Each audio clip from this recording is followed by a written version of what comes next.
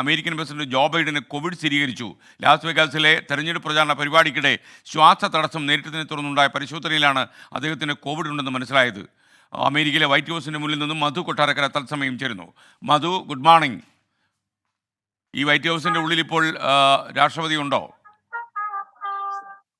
Good morning എസ്കെൻ.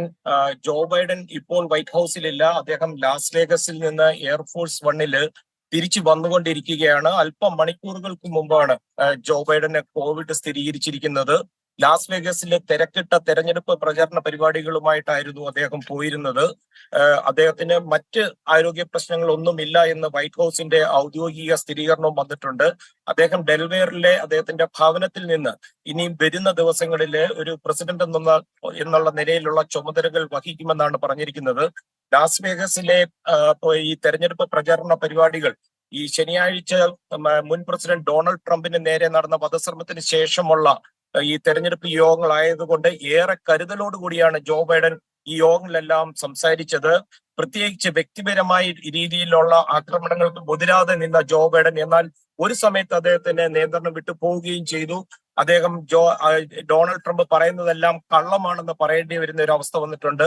മറുവശത്ത് വിസ്കോൺസിലെ മിൽവോക്കിൽ Republican national convention പുരോഗമിച്ചുകൊണ്ടിരിക്കുകയാണ്. അല്പസമയത്തിനുള്ളിൽ vice president സ്ഥാനാർത്ഥിയായി മത്സരിക്കുന്ന JD വാൻസ് എത്തും.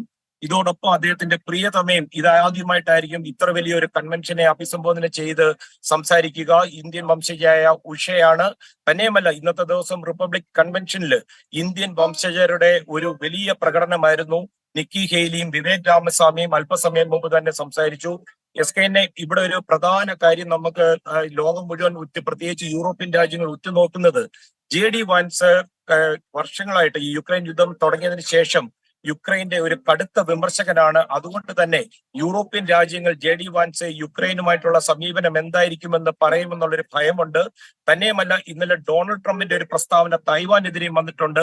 തായ്വാനെ അമേരിക്ക സംരക്ഷിക്കണമെന്നുണ്ടെങ്കിൽ അതിനുള്ള പണം നൽകണമെന്നാണ് പറഞ്ഞിരിക്കുന്നത്. അതിനെ തുടർന്ന് തായ്വാന്റെ ഈ ചിപ്പ് കമ്പനികളുടെ എല്ലാം സ്റ്റോക്ക് താഴോട്ട് പോവുകയും ചെയ്തിട്ടുണ്ട്.